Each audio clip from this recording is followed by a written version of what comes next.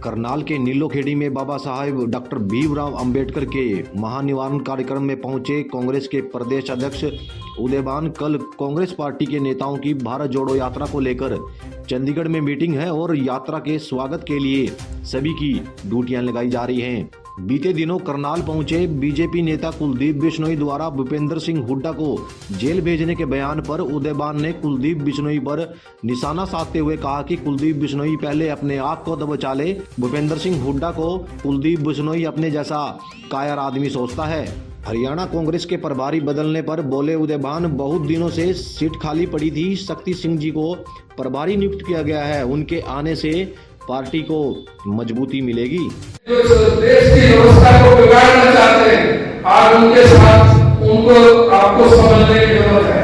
एक दृष्टांत देना चाहूंगा। बाबा साहब ने 26 नवंबर 1949 को भारत का संविधान बनाया था। 26 नवंबर 1949 को हमारी पार्लियामेंट ने उसको एक्सेप्ट किया था, उसको अंगीकृत किया था। और उसका विरोध करने वाले कौन थे?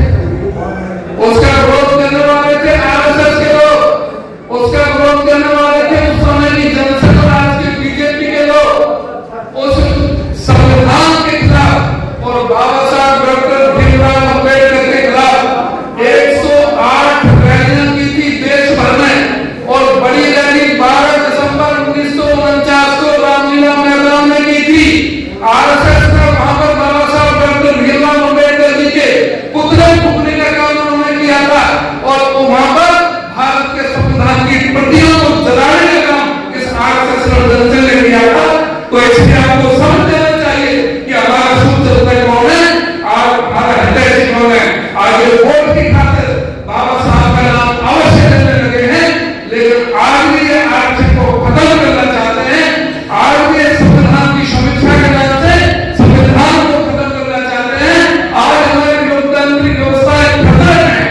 आज पूरी तरह से आज सारा ढांचा चलो न्यायपालिका का है, चाहे हमारा चाहे इलेक्शन कमीशन है, चाहे सीएजी है और चाहे सीबीआई, सारी जो संस्थाएं जो बनाई थी बाबा साहब ने, आज उन संस्थाओं पर खतरा बन रहा है। उस खतरे को भांपकर उसको भांपने की जरूरत है। और आज सब एकजुट होकर के कांग्रेस पार्टी के साथ जुड़ जाओ, वहीं से रास्ता निकलता है, वो दूसरा रास्ता नहीं है। एक बार मैं सुने आप सबका और विशेष कर भाई राजेश बैठ का मैं बहुत ही धन्यवाद करता हूँ। उन्होंने बहुत शानदार एक कार्यक्रम का आयोजन किया। आप सभी का बहुत धन्यवाद। जय भीम, जय भारत। भारतवर्ष के महान सपूत बाबा भीमराव अंबेडकर के प्रति श्रद्धांजलि अर्पित करता हूं। साथ में आप सब की ओर से, हम कांग्रेस जनों की ओर से माननीय प्रदेश अध्यक्ष श्री उदयभान जी आज करनाल आए हैं और इस महान दिवस पर आए हैं। मैं सब कांग्रेस जनों की ओर से चौधरी उदयभान जी का स्वागत है।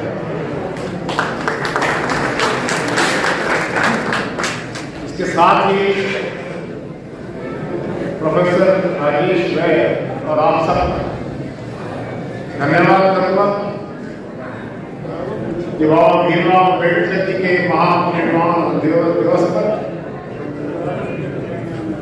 हम सब ने एकत्रित होकर यहाँ अपनी श्रद्धा अर्पित किए। माननीय मित्रों,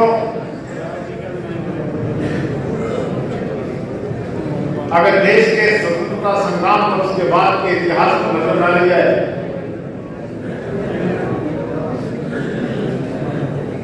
दो बड़े योगदान सामने उभर कर आते हैं। जहां देश के अनेक सपूतों ने आजादी देश को दिलाई, हमारी आजादी स्थायी रहे और लोकतंत्र सही मायनों में इस देश में आए, सबको समान रूप से अधिकार मिले, सब सबको समान अवसर मिले, इस बात को सुनिश्चित करने की कलम देश की संविधान सभा ने बाबा भीमराव अम्बेडकर को सौंपी। और आज विश्व का सबसे बड़ा संविधान, भारतवर्ष का संविधान बाबा भीमराव अम्बेडकर जी ने लिखा। क्या महत्व है उसका, इस बात को देखने की जरूरत है। हम विभिन्न जातियों में, धर्मों में, विभिन्न विश्वासों में बटा हुआ देश है और किन परिस्थितियों से समाज गुजरा है सबको जानते हैं, उस बात को कहना नहीं चाहते। लेकिन आज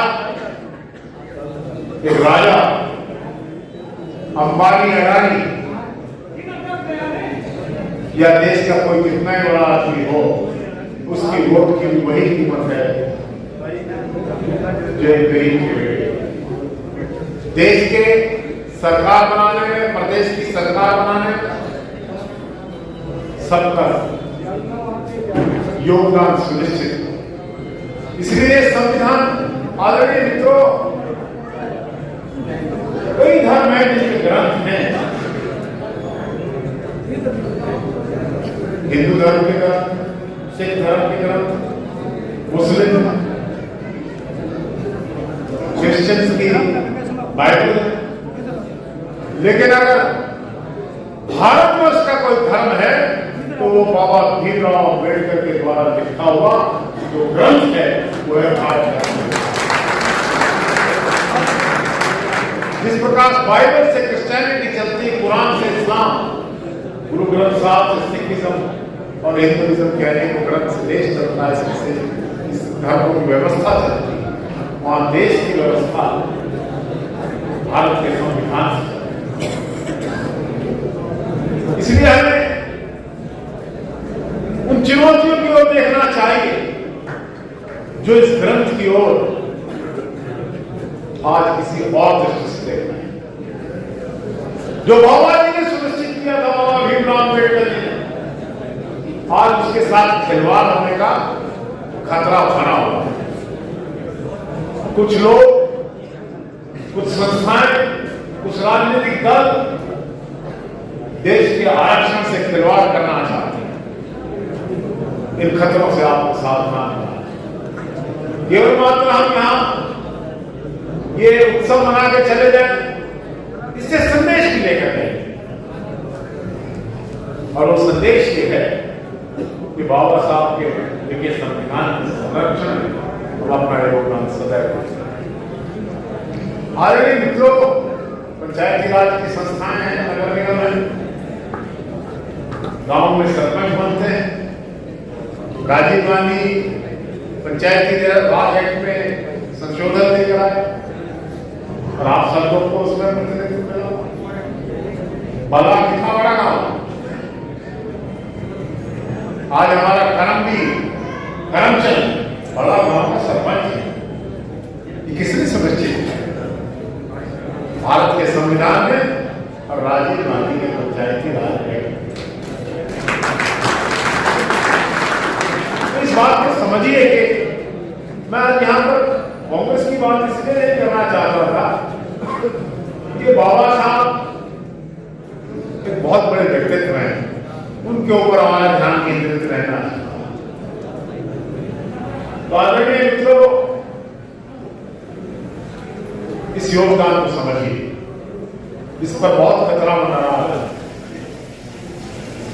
देश में जिस प्रकार की व्यवस्था जन्म ले रही है और पनप रही है, वो आपके लिए खतरे की घंटी है। समझ रहे हैं ये हमारे हाथ में नहीं है, समझ रहे हैं। अभी उदयवान जी